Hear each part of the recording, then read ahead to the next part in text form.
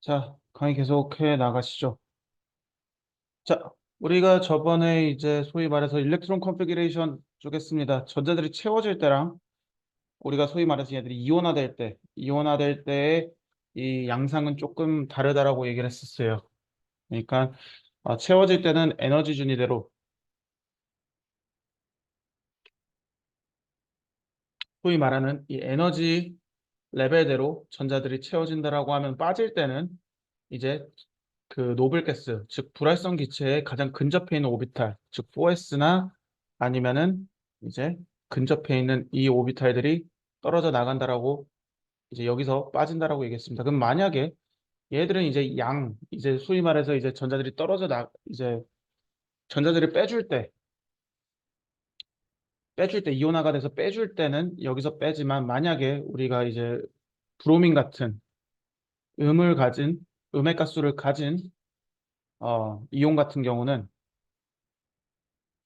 이제 우리가 기존 오비탈에서 그냥 더해준다. 제일 끝쪽 오비탈에 더해준다. 그래서 이거에 대한 예시가 이 아래와 같은 방식이고 여러분들이 이건 시험 문제에도 내기 쉬운 질문이라 그래도 여러분들이 이거는 계산하는 방법을 알았으면 좋겠습니다. 그리고 이런 것들도 이제 여기서 중요한 건 헌줄을 그리고 예외적 전자 배치는 이거는 굳이 다루지 않을 거예요. 왜냐면 이건 말 그대로 암기기 때문에 이건 굳이 낼 필요는 없지만 이런 어 그러니까 얘들을 이제 그 오비탈의 컨피그레이션을 적을 때 이제 얘들을 간소화시켜서 적을 수 있는 이런 방식들도 여러분들이 알면은 좋을 것 같습니다.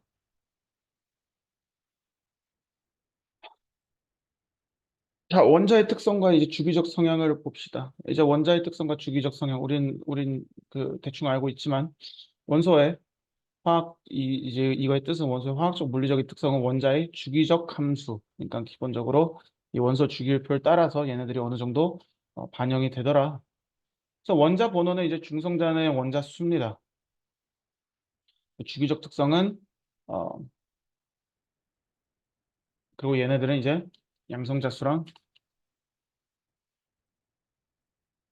일치하겠죠. 근데 이제 얘네들이 이제 전자들의 수가 증가하면 증가할수록 우리가 변하는 게 원자 반지름, 이온 반지름, 이온화 에너지, 전기음 정도 이런 것들이 변하게 됩니다. 대표적으로 우리가 간단하게 생각을 해봅시다. 이걸 원자를 하나의 구라고 생각하고 구로 있겠죠, 실제로. 구로 가정을 하고 여기 이제 핵이 있습니다. 전자분들이 이렇게 둘러싸여 있겠죠.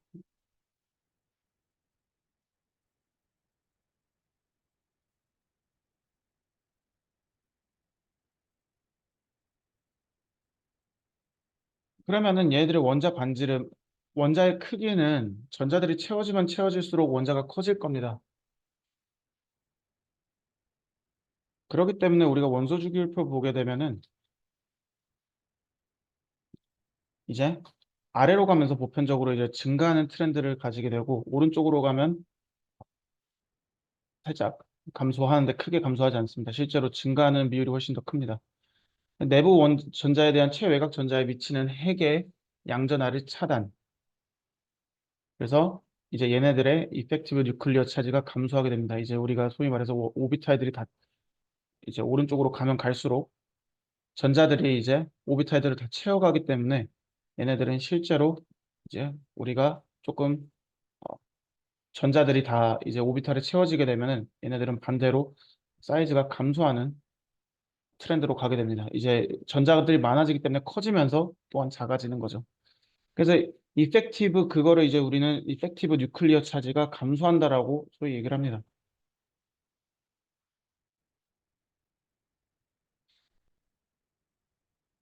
그래서 우리가 이제 오비탈들이 이제 소위 말해서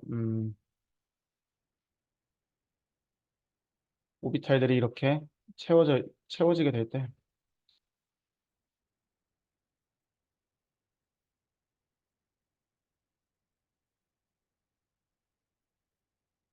오비탈들이 이렇게 채워지게 될 때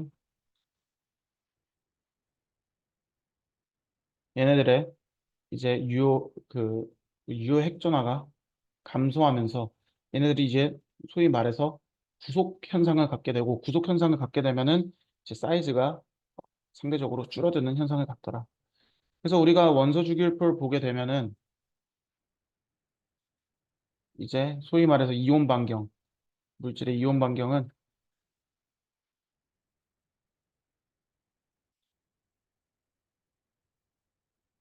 이렇게 갈수록 그리고 일로 갈수록 점점 커진다라고 생각하시면 됩니다.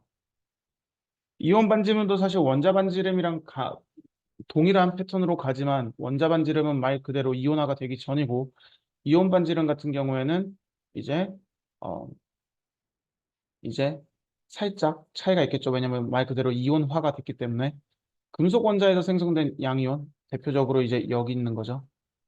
1A와 2A족 얘 같은 경우는 이제 금속 원자보다 크기가 작아집니다. 기본적으로 전자들이 빠지기 때문에 그쵸?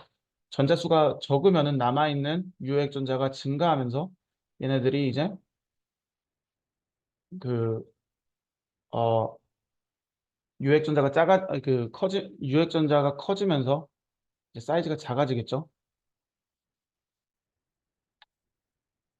여기서 이렇게 빠지게 되고 이렇게 노블가스 쪽이랑 가까워지면 가까워질수록 이제 얘네들이 작아지게 될 겁니다.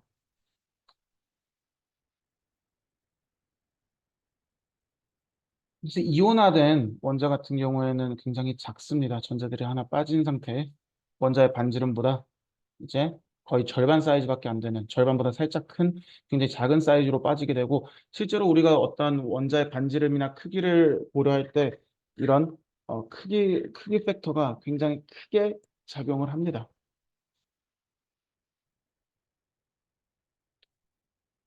하지만 이제 비금속 원자에서 생성된 음이온은 말 그대로 전자를 받은 거잖아요.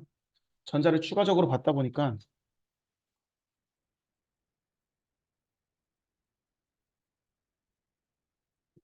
상대적으로 굉장히 커집니다. 이 말은 즉슨 뭐냐면은 얘네들이 이제 전자들을 받게 되면은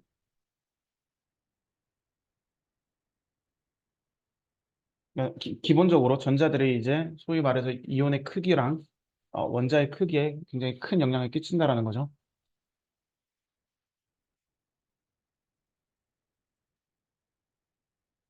그래서 이제 이온 반지름을 보게 되면 실제로 굉장히 크게 차이 난다라는 걸 알 수가 있습니다.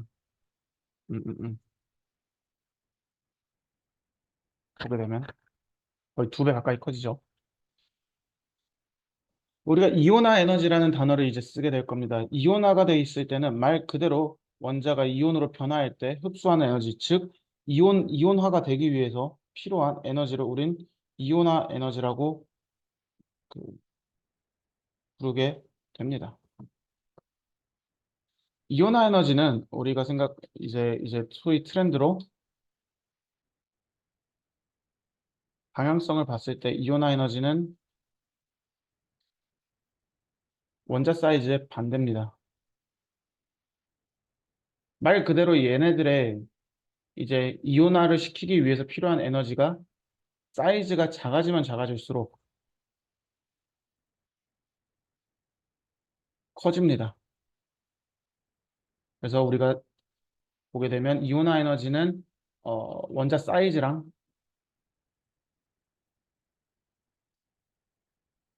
반비례적인 성향을 가지더라. 왜냐면은 사이즈가 작으면 작을수록 생각을 해봅시다. 좀 말에 늘리는 성향 이렇게 봅시다. 이온화 에너지 점점 커지고 그 말은 즉슨 마이너스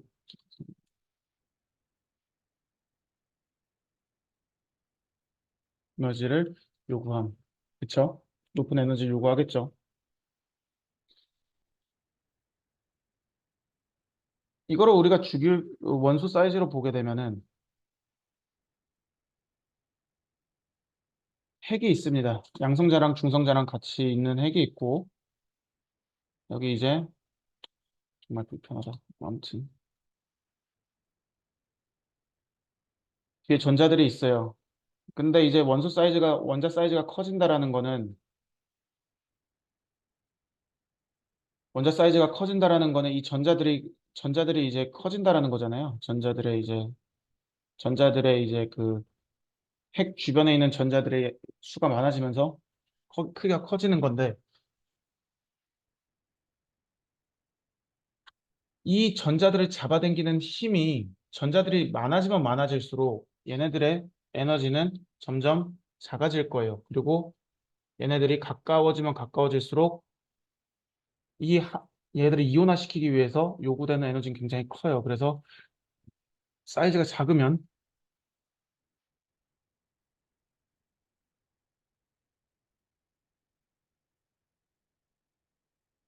이온화 에너지가 커지고 반대로 얘네들이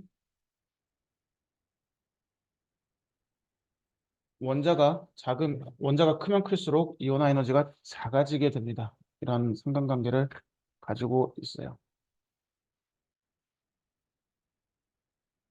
그래서 여기선 이렇게 뭔가 어렵게 나타났는데 그냥 반대 방향으로 우리가 생각하시면 됩니다. 오른쪽 그 원소 사이즈랑 반비례 대해서 점점 커지는 성향을 갖고 있어요. 전기 음성도도 이온화 에너지랑 비슷한 겁니다. 이온화 에너지는 어떻게 보면 얘네를 이온화시키기 위해서 필요한 에너지라고 했는데 반대로 이제 우리가 소위 말해서 전기음성도라고 하면 공유결합에서 이제 원자가 전자를 끌어당기는 힘에 대한 척도입니다. 얼마나 전자를 크게 잡아당기냐. 그러면은 이온화 에너지랑 얘랑 좀 동일하게 우리가 갖고 가도 됩니다. 아까 얘기했듯이 전자들이 핵이랑 가까워지면 가까워질수록 얘네들은 이제 전자들이 이제 핵에서 굉장히 강하게 끌어당기려고 하고 있고 가까워지면 강하게 끌어당길 거고 멀어지면 약하게 끌어당길 거고 그리고 이제 소위 말해서 얘네들이 가까워지면 가까워질수록 이제 그 가까워지면 가까워질수록 이제 그 얘네들이 핵이랑 가까우니까 서로 이제 이온화 시키려는 에너지가 그 굉장히 커질 거고 반대면은 작아질 겁니다. 그래서 이 상황에서는 전기 음성도가 커지면 커질수록 음이온 형성이 쉽게 됩니다. 그러니까 쉽게 말해서 이제 우리가 아이오나이제이션 에너지 같은 경우는 이제 양이온을 이렇게 플러스 이온으로 바꿀 때라고 하면은 전기 음성도는 이제 마이너스를 형성할 때. 그리고 주기율표 오른쪽으로 갈수록 커지고 아래로 갈수록 작아짐. 그러니까 동일한 트렌드를 갖게 됩니다. 이런 전기 음성도랑 이온화 에너지랑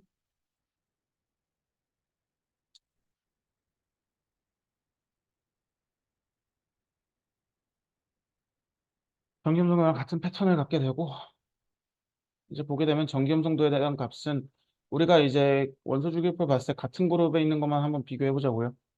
같은 열에 있는 17열에 있는 것만 비교를 해보자고요. 17열에 있으면은 지금 저장되고 있나?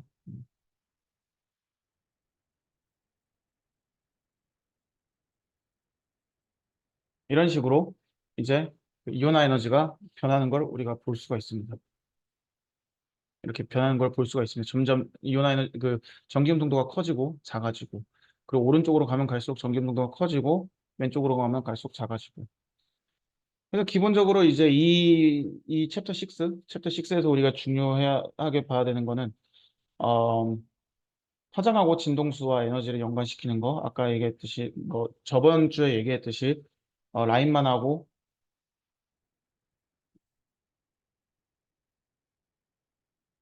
각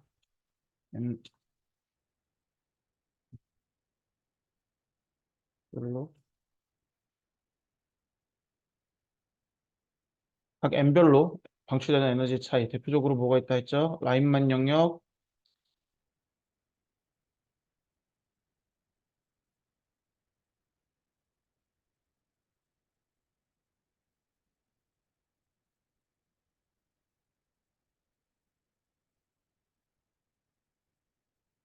라인만 영역하고 파센 영역.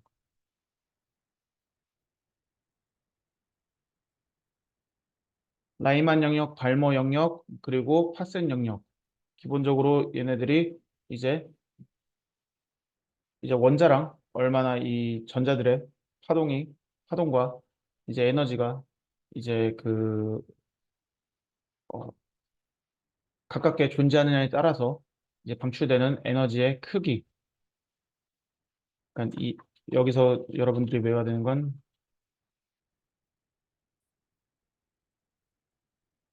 그리고 스펙트럼 선을 활용한 이제 보험 오용 사용하는 거, 양자수 확인하는 거, 그리고 전자수 용량 유도하는 거, 에너지 준에서 SPDF, 전자 배치도 SPDF랑 같이 오비탈이랑 관련돼 있는 거고, 원자와 이온의 오비탈 도표 그리기,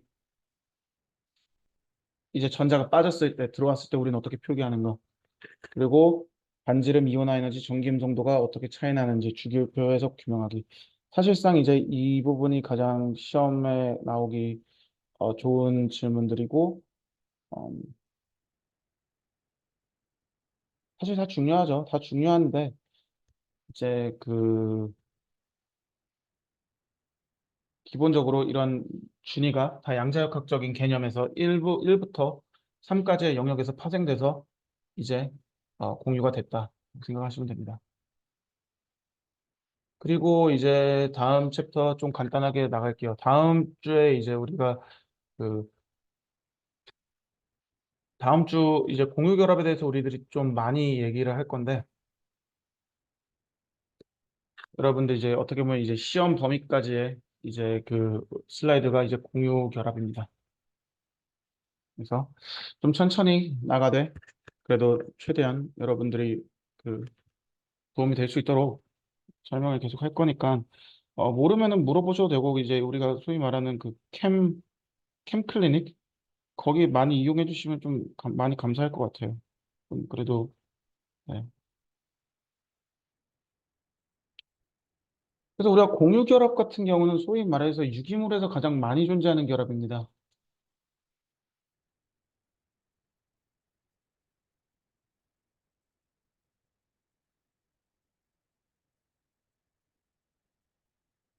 우린 얘네들을 소위 말해서 코밸런트 번딩이라는 단어를 쓰죠. 코밸런트 번딩. 그래서 얘네들의 이제 개요를 보게 되면 루이스 구조가 있습니다. 그리고 분자의 기하 구조, 분자의 극성, 흥성 오비탈. 7-4가 제일 어렵지만 이제 7-1과 2는 굉장히 기초적인 내용으로 여러분들 같이 들으시면 될 것 같아요. 공유 결합은 말 그대로 전자들이 공유하고 있는 형태의 결합입니다. 우리가 금속 결합처럼 얘네들이 이제 소위 비공유 결합이 아니라 전자들이 이렇게 잠시만요. 화면 공유를 안 했네. 그래서 이제 공유 결합을 다시 봅시다. 예, 일반적으로 이제 유기물, 비금속에서 공통적으로 보이는 결합, 밸런트 반딩, 그리고 팔전자 규칙, 분자의 기하 구조 쭉 나갈 거예요. 근데 이제 팔전자 규칙은 말 그대로 이제 규칙이라는 건 말 그대로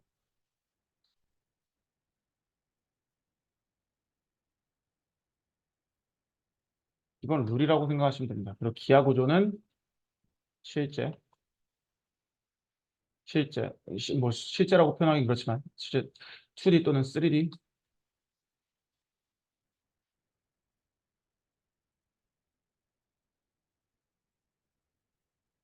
이라고 생각하시면 되고 극성, 원성 오비탈은 나중에 가서 쭈르륵 얘기를 할게요.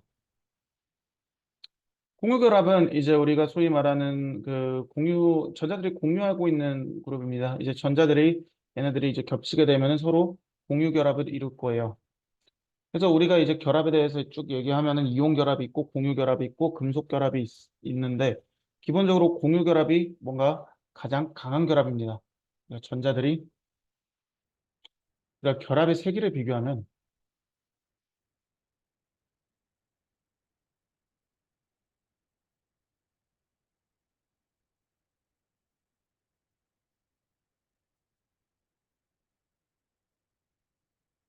이 순서대로 결합의 세기가 점점 바뀌게 됩니다. 그래서 이제 공유 결합 자체가 가장 가장 에너지가 높은 결합이고 높은 결합이라고 하면은 굉장히 안정적으로 얘네들이 강하게 구속되어 있다라는 어, 결합이라고 생각하시면 됩니다. 그래서 이제 전자들이 실제 원자 내부 그 내부에 존재하는 전자들이 공유결합을 통해서 얘네들이 이렇게 끈끈하게 이어져 있다.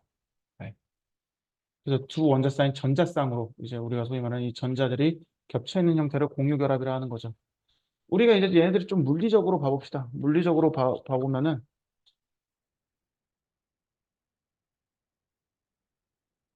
원자들이랑 너무 가까이 있어요. 예를 들면 이제 핵간 거리니까 너무 가까이 있어요. 그럼 얘네들은 너무 가까이 있기 때문에 서로 밀쳐낼 겁니다. 밀쳐내면서 에너지 줄여요. 그러니까 에너지가 굉장히 높은 에너지이기 때문에 얘네들이 이런 식으로 붙어 있으면은 굉장히 불안정할 건데 얘네들이 어느 지점에서 얘네들이 이제 평형 상태를 이루고 가장 안정적으로 에너지가 이제 안정적으로 되는 구간을 우리는 얘네들이 결합 구간, 그냥 솔직하게 아니라 실제적으로 비지점, 비지점에서 그 어떤 분자가 공유 결합을 할 때 가장 안정적으로 존재하는 지점을 우리는 공유 결합이 완성이 될 때쯤이다. 근데 만약에 너무 멀어지면은 원자와 원자의 거리가 너무 멀어지면은 얘네들은 너무 멀어갖고 서로 에너지를 발현시킬 수 없기 때문에 얘네들은 이제 에너지가 0에 수렴이 되겠죠.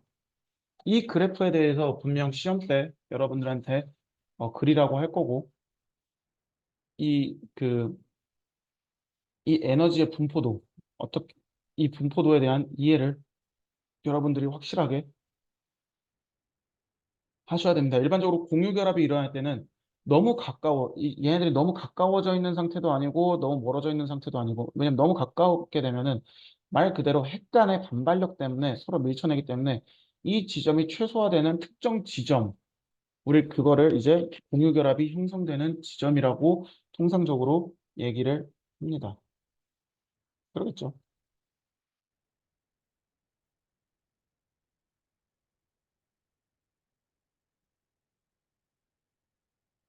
그래서 이제 우리가 공유 결합을 할 때 얘네들을 소위 말해서 이제 오비탈이 이제 얘네들이 섞이는 거잖아요, 기본적으로. 만약에 우리가 HF라고 가정을 합시다. HF.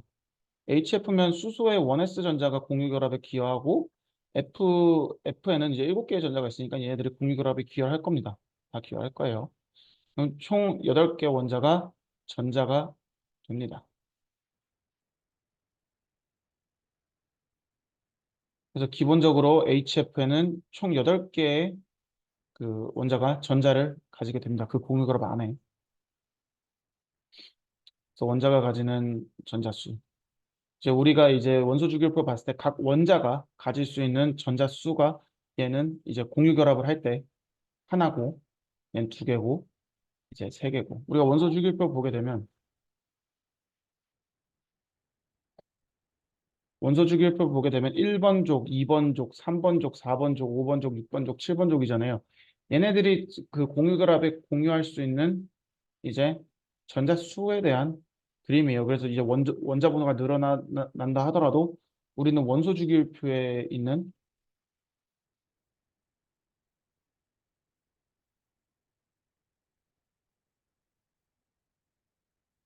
원소 주기율표에 있는 이 특정 그룹을 통해서 얘네들이 7개 전자가 공유되냐 아니면은 하나의 전자가 공유되냐 두 개의 전자가 공유되냐 뭐 세 개의 전자가 공유되냐 이런 것들을 우리가 알 수가 있습니다. 원소 주기율표를 보고 이런 식으로. 그래서 얘네들을 보게 되면은 실제로 루이스 구조를 보게 되면은 이제 이렇게 뭔가 선형 구조 이제 2D 구조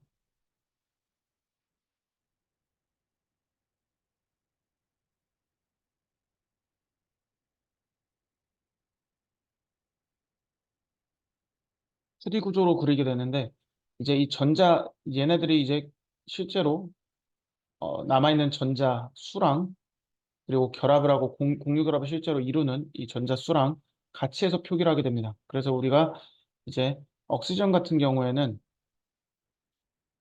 여기 보는 거와 같이 6번 그룹에 있겠죠. 6번 그룹에 이런 전자들이 있고 하이드로전이 있고 여기에 이제 음핵가스 하나 왜냐면 어, 이 전자들이 하나가 추가됐으니까 여기는 이제 물이죠. 물 분자죠.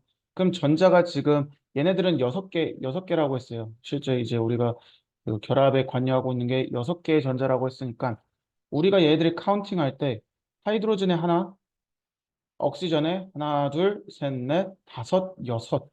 그러면 여기는 하나, 둘, 셋, 넷, 다섯, 여섯, 일곱 개잖아요. 실제 전자가 이제 옥시전 같은 경우에는 6 그룹이니까 여섯 개만 돼야 되는데 여긴 일곱 개로 카운팅이 되니까 우린 여기 이제 마이너스 원을 붙이게 됩니다.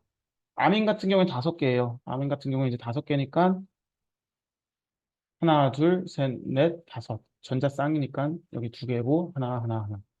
그리고 만약에 얘가 다섯 개여야 되는데 하나, 둘, 셋, 네 개일 때는 여기 플러스화가 전자가 하나 잃었으니까 여기 우리가 플러스를 하나 더 더해주게 됩니다. 그래서 이런 식으로 루이스 구조를 보여주게 되면 얘네들은 기본적으로 2D 구조로 우리가 보여주게 됩니다. 2D 구조라는 건 실제로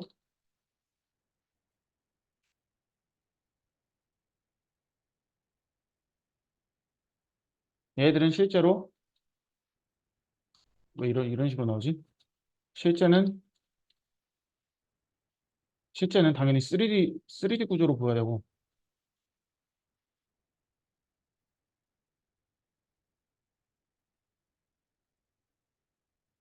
이런 구조는 이제 그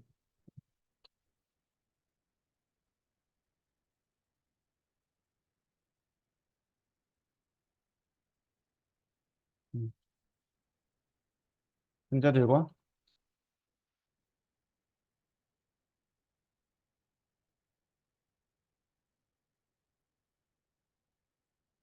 하나의 표현이다 라고 생각하시면 돼요. 그래서 우리가 이제 코밸런트 본딩을 하게 되면은 이런 루이스 구조로 많이 보여주게 됩니다. 이제 루이스 구조를 나타내기 위해서 기본적으로 우리는 8전자 법칙, 그 옥텐 룰을 사용하게 됩니다. 옥텐 룰. 주적 원소는 8전자 규칙을 만족한다. 예외는 수소 이온들이 있겠죠. 두 원자 사이에 왜냐면 얘네들은 말 그대로 결합 하나만 이렇게 이루고 있으니까 두 원자 사이에 공유된 전자쌍은 공유 결합을 우리는 직선으로 표시하고 뭐 곡선이나 그런 걸 표현하지 않습니다. 한 원자 속에 속하는 비공유 전자쌍을 한 쌍에 우린 점으로 표시합니다. 그래서 이제 unshared 이제 얘들은 우리가 롬페어 이제 완전히 속하는 비공유 전자쌍 이제 비공유 전자쌍은 이제 이런 것들이 되겠죠. 전자쌍이 하나, 두 개. 기본적으로 비공유 전자쌍은 두 개의 비공유 전자로 돼 있고 이제 우리가 보게 되면은 얘네들은 세 개의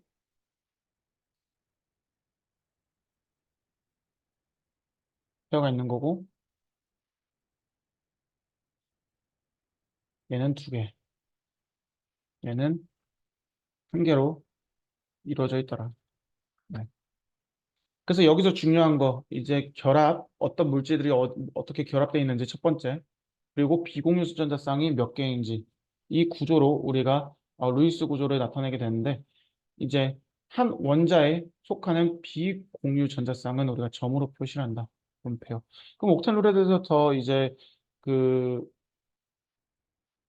추가적으로 얘기를 하면 팔전자 규칙에 대해서 지금 여기서 막 설명을 그 안 하고 있으니까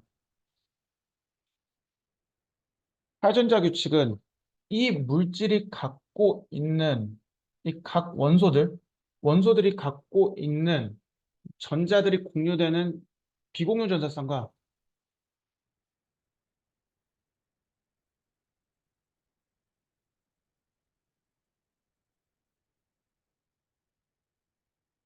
한다라는 법칙입니다. 그 말은 즉슨 뭐냐면은 지금 여기 두 개의 롬페어가 있어요. 그러면 여기는 네 개의 전자가 있는 거죠. 근데 얘네들이 결합을 하고 있어요. 하이드로젠 두 개랑 결합하고 있어요. 두 개의 결합.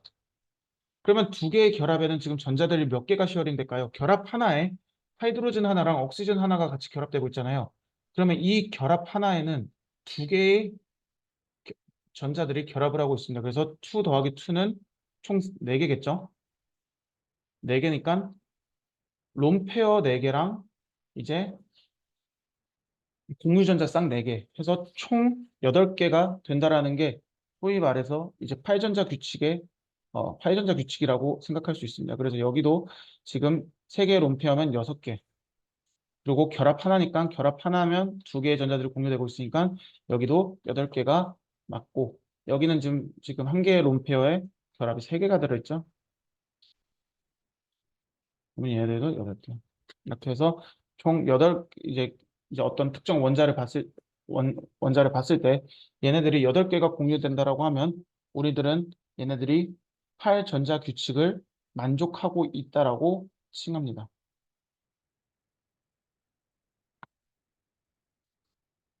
그래서 루이스 구조는 기본적으로 원자들이 단일 결합에 대한 골격을 그리는 겁니다. 골격을 그리는 거기 때문에 실제 모습이 아니라 얘들을 표기하기 위한 하나의 그냥 골격 툴이다. 그리고 우리가 얘네들을 쓸 때는 원자 밸런스 이제 전자수를 계산합니다. 7개가 있는지 아까 보여드린 것처럼 7개인지 6개인지 5개인지 1개인지 4개인지 한 원자에 속하는 비공유 전자쌍을 한 쌍의 점으로 표시합니다. 그러니까 공유쌍이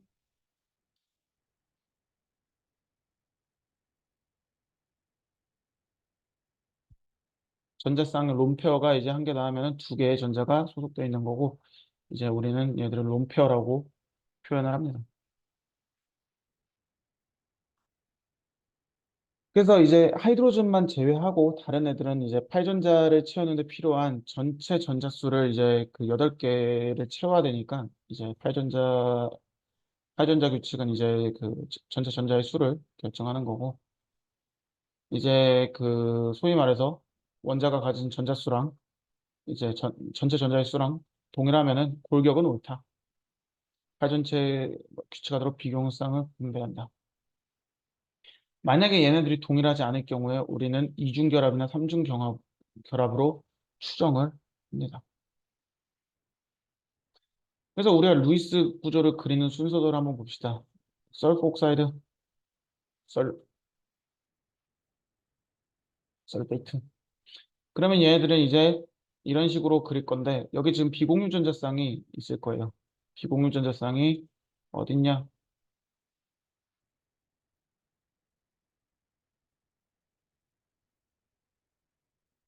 여기에 있고 여기에도 뭐 여러 개가 있을 거예요. 그러면 이거는 아직 옥텐룰 8전자 규칙에 맞춰져 있는 게 아니기 때문에 일단 골격 구조를 대충 그린 다음에 전체 원자의 전자수를 우리가 계산하게 됩니다. 그러면은 전체 원자의 전자수를 여기서 이제 갖고 오면 S 6개, 옥시즌 6개죠. 그러면은 얘네들은 총 18개가 되고 이용 가능한 전체 전자수를 보게 되면은 이제 전체 이용 가능한 전자수를 보게 되면 얘네들은 2개의 결합이니까 총 18, 이 그림에서는 2개의 결합이니까 14개가 되죠. 그러면 옥시전 주위에 6개가 있고 설퍼 주위에는 4개의 전자들이 있는데 4개의 전자들이 있는데 왜냐면 롬페어가 하나, 둘, 셋, 넷, 다섯, 6개가 존재할 거기 때문에 이제 필요한 전자수는 총 해서 16개가 충족이 돼야 되고 왜냐면 12 더하기 4니까 그럼 2개의 전자가 부족하면 이중결합이 이제 우리가 B랑 A랑 숫자가 다르기 때문에 한쪽에는 우리가 이중결합을 처리를 해야 됩니다. 여기 보이는 것처럼 기본적으로 얘네들이 이렇게 돼야지 골격이 옳다라고 루이스 구조가 많다라고 해야 되기 때문에 만약에 얘네들이 다르게 되면은 우리가 한쪽으로 이중결합을 시켜줘야 돼요. 그럼 한쪽에 이중결합을 시켜주게 되면은 이제 어, 한쪽에다 이제 더블 본드 즉 이중결합을 그리게 되고 이중결합을 우리가 비교를 하게 되면 해당과 같이 이렇게 그림이 완성되게 됩니다. 그러면 우리가 팔전자 규칙을 통해서 지금 여기 8개, 비공유전자 2개, 이제 결합, 결합에 그 해당하는 전자 4개, 왜냐면 결합이 2개니까 4개의 전자를 하면 총 8개겠죠. 8개고, 여기도 8개고, 여기도 8개예요. 그럼 팔전자 규칙,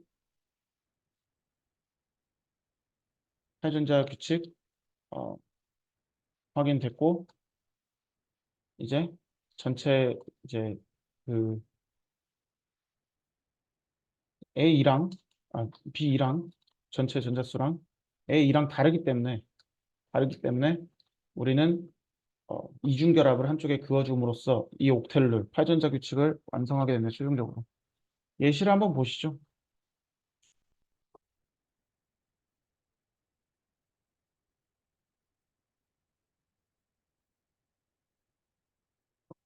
하이포염산 이온과 에테인 분자에 대한 루이스 구조를 그려라 라고 하면 얘네들의 골격은 이렇게 시작될 겁니다.